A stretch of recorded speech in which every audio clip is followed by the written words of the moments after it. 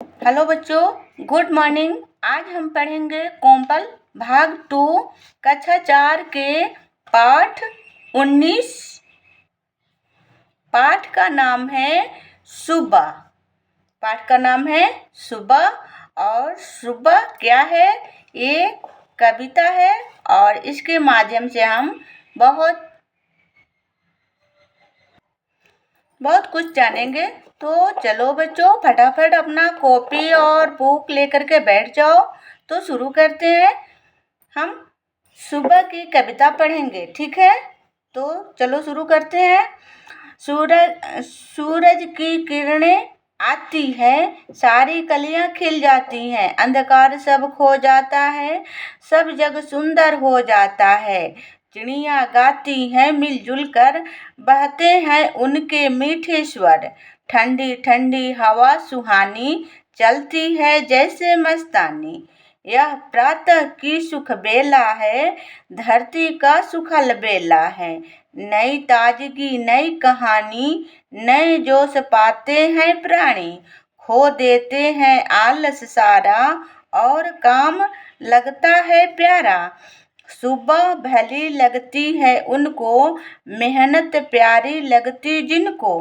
मेहनत सबसे अच्छा गुण है, आलस बहुत बड़ा दुर्गुण है। अगर सुबह भी अलसा जाए, तो क्या जग सुंदर हो पाए? तो बच्चों, हम इस कविता का सारा अर्थ जानेंगे।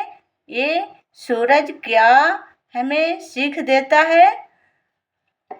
सूरज की किरणें आती हैं, सारी कलियां खिल जाती हैं।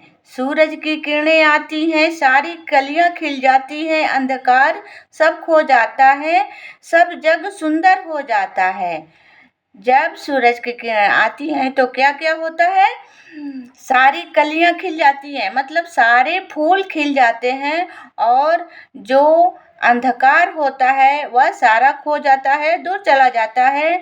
सब जग सुंदर हो जाता है और सब जग रोशनी से भर जाता है, और चारों तरफ सुंदर हरियाली और फूलों की कलियां खिल जाती हैं।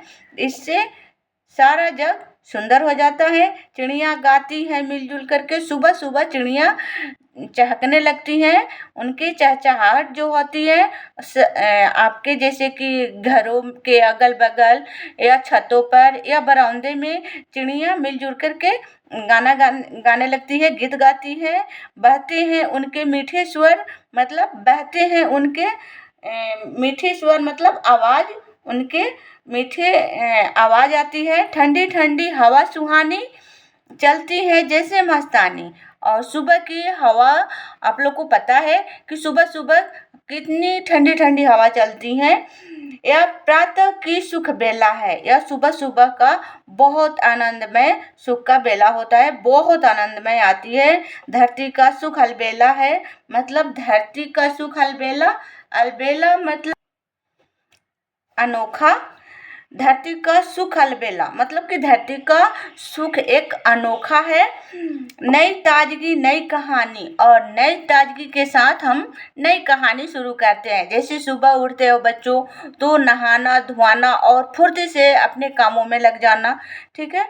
तो नई ताजगी नई कहानी, नए जोश पाते हैं प्राणी। खो देते हैं आलस सारा, सारे आलस खो देते हैं, और काम लगता है प्यारा। सुबह खाली लगती है उनको, मेहनत प्यारी लगती है जिनको।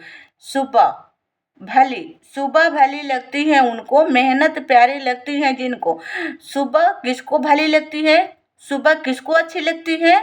जो बहुत मेहनत करते हैं। जैसे आप लोग मेहनत करते हो बच्चों, डेली सुबह उठना, नहाना और अपने स्कूल के लिए निकल पड़ना। तो नई सुबह जैसे होती है, नई ताजगी के साथ नई कहानी शुरू करते हो, नए जोश पाते हैं प्राणी। मेहनत प्यारी लगती है। आप लोग को भी मेहनत प्यारी लगती है। सुबह सुबह जब स्कूल जाते हो और सारे जो टीचर हैं आप लोग को कहानी पढ़ाते हैं, कविता पढ़ाते हैं। मेहनत सबसे अच्छा गुण है। मेहनत सबसे अच्छा गुण है। मेहनत सबसे अच्छा क्यों बनाया गया, उसको सबसे अच्छा गुण क्यों बताया गया है? क्योंकि मेहनत करने वाले ही सुख पाते हैं। आलस बहुत बड़ा दुर्गुण होता है, बहुत बड़ा दुर्गुण मतलब खराब गुण। दुर्गुण मतलब कि खराब गुण होता है। अगर सुबह भी आलसा जाए, अगर सुबह आलस आ जाए आप लोग को, तो क्या आप स्कूल जा पाओगे? नहीं जा पाओगे। उस दिन की सारी कहानी कविता जो है वह नहीं सुन पाओगे, अपने दोस्तों के साथ नहीं खेल पाओगे। ठीक है, तो क्या जग सुंदर हो पाएगा? तो क्या आप लोग के भविष्य सुंदर हो पाएगा जब आलस कर लोगे तो नहीं। इसीलिए कविता से हमें ये सीख मिलती है कि हमें आलस नहीं करना चाहिए। सूरज की किरण आते ही ये जो है फूल की कलियां हैं वह खिल जाती हैं। सबसे वह बहुत मतलब कि जो समय से काम करते हैं वह है फूल की कलियां और चिड़िया, जिससे कि सुबह सुबह गाना और गुनगुनाना चहचहाना स्टार्ट कर देती हैं। और जो मेहनत करते हैं, जैसे आप लोग बच्चों मेहनत करते हो, डेली सुबह उठना और स्कूल जाना नहा धोआ करके। और इस कविता का लेखक है डॉक्टर श्री प्रसाद। ठीक है, इस कविता के माध्यम से हम लोग इतने कुछ सीखें और आप लोग इस कविता को याद कर लेना। ठीक है, तो आज हम ये जानेंगे शब्दार्थ। शब्दार्थ का अर्थ क्या? शब्दार्थ में स्वर का अर्थ क्या है? आवाज। मीठे स्वर मतलब मीठी आवाज में चिड़िया गाती हैं। अलबेला अनोखा, दुर्गुण खराब गुण, और सुहानी अच्छी भली। ठीक है बच्चों, हम लोग ये अर्थ जान चुके हैं और आगे के वीडियो में मैं सारे प्रश्न का उत्तर बताऊंगी। और इससे पहले वाले वीडियो में हम पढ़ चुके हैं दशरथ मांझी के बारे में, बौना हुआ पहाड़, और सारे कहानी भी पढ़ चुके हैं। और इसके साथ जो ये प्रश्न का उत्तर है वह भी पढ़ चुके हैं। आप लोग ये वीडियो देख लेना। वीडियो देखने के लिए बाय बाय बच्चों, धन्यवाद। ठीक है।